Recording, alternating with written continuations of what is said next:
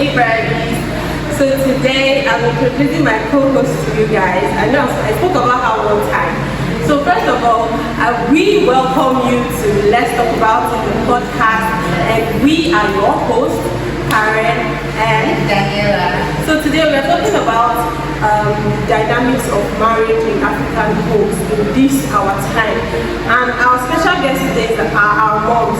So here's my mom, Mrs. Ike Gwanu, and Here's my mom, Mrs. Patrice Ike. so we have a couple of questions to ask them how it was when you were getting married in their own time and how it is right now. So it's going to be just them after this, so just stay tuned, guys. During your time, what did you feel? What did you feel like to get married?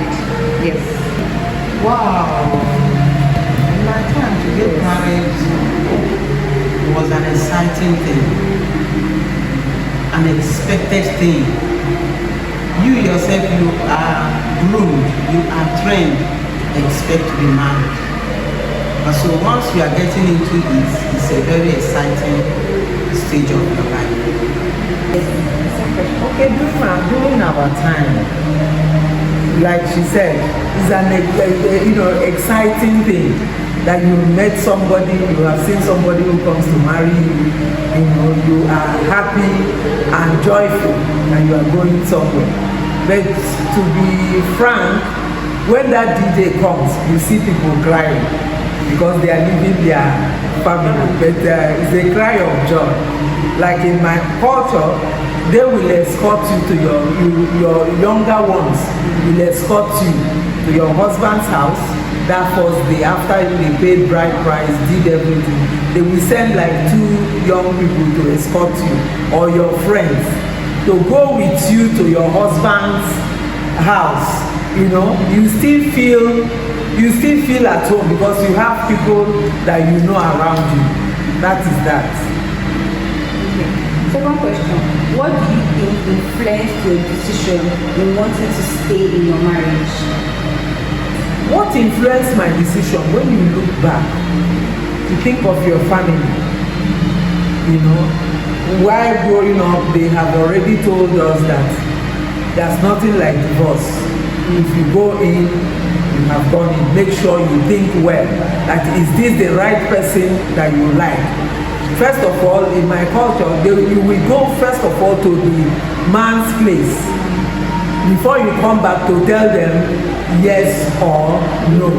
Because when you come, there are things you will come with. Then if you say yes, they will now share that thing. So nobody is pressuring you. You have gone there, they've taken you to their farm, taken you to their stream, taking you if it's far away, or their family is one kind, you would have known before saying yes. And when you get there, divorce is not the option. Yes. Well, I wouldn't say something influenced me because I didn't see divorce growing up. So for people of our generation, it's like you are going in, you are not coming out. So from day one, you know that marriage is another stage of your life that will continue probably into another stage. So there is nothing like a second thought. Oh, okay, if it didn't work, I walk out. There is nothing like that. Like I had an issue with one of my in-laws that didn't like me, and one day I called him. I said, "Do you know what? In my dictionary there is no divorce. So you better accept me because I have come to stay." That was it. And that was how my man was. Your parents are not expecting you to come back. Your friends are not expecting you to come back because they did not go back to their parents. So there is no second thoughts in asking, let me just go, if it didn't work out, I go. No. What is your favorite thing about the current generation of women? My favorite thing about the current generation of women is their boldness. They are now bold to speak out. In our own time, people were going through stuff, but they could not speak out. Why? Because of what the society will say. So the current generation of these women are old, educated, exposed. They have their own businesses, they have their own career going on with their life. They are not completely dependent on the man. So that's it. My favorite thing too, which I keep telling young people, you don't go in there and allow any man to bully you around in the name of marriage.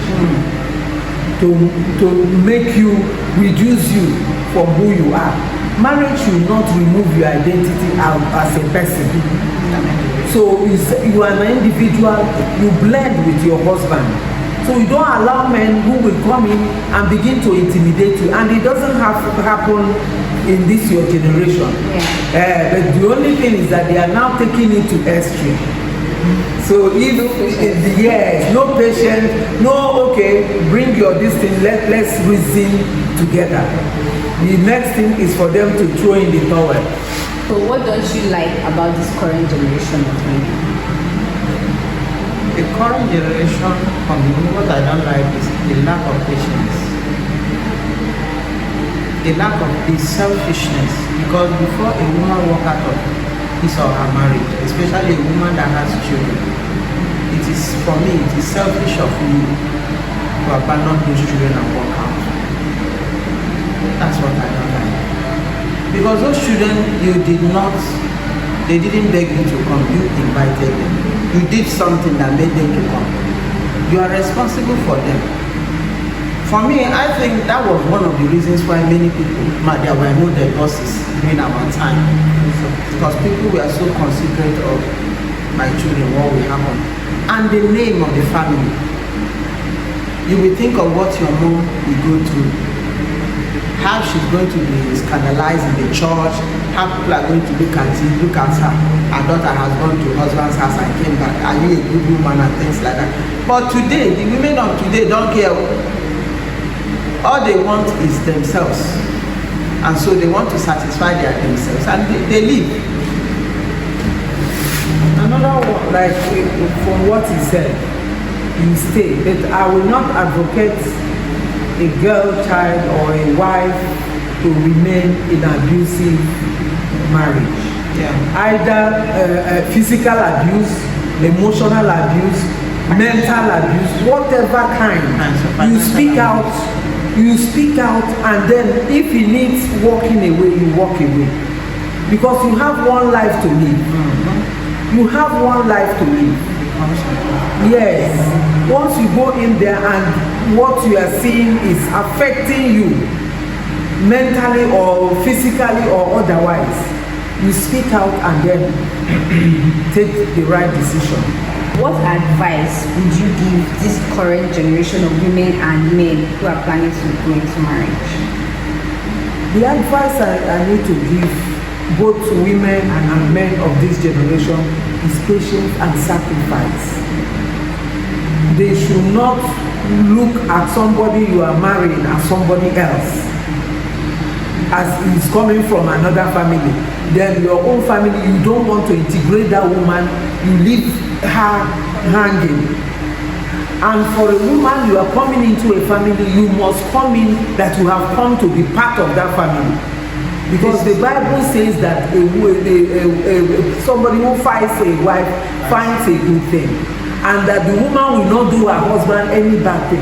And another advice I have for them, marry your friend. Before that man becomes, or that woman becomes a husband, let him or her be your friend. So you don't need to go and look for a third party to make friends with. So that you know how friends are. Anything that happens to you outside, you are running home to tell your husband, to tell your friend. And when you do that, marriages like that last. And don't allow third party. Your marriage is unique to you. Your husband and that home is unique to you. Whatever happens in another family or another marriage, you cannot use it and say this person is doing like this, so therefore your husband or your wife must do like that. No. My advice is you are planning to get into a marriage relationship, make up your mind that it will work. make up your mind that you are entering into this relationship for it to work. Put in everything you can possible for that marriage to work. Though we know you may do all, because you are not the one that will determine how the other party will react or act in that marriage. You may do everything and the things will still not work. But on your own part, be sure you are not to be blamed over anything. Secondly, enter into the marriage system with a clear head. Understand what you're going in. Really, really understand that this is for life. So once you make up your mind that you are entering into this relationship not to look back, I'm sure you will have patience for your spouse. I'm sure you will allow your spouse to be himself or herself. The important thing in marriage is for people to walk into that marriage setting being yourself, no pretense. From beginning, what you know you will not tolerate, show it.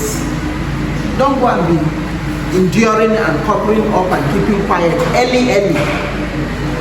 Because by the time you start talking about those things later in that marriage system, everybody will be looking at you. Where are you this one coming from? Why haven't you complained all this while?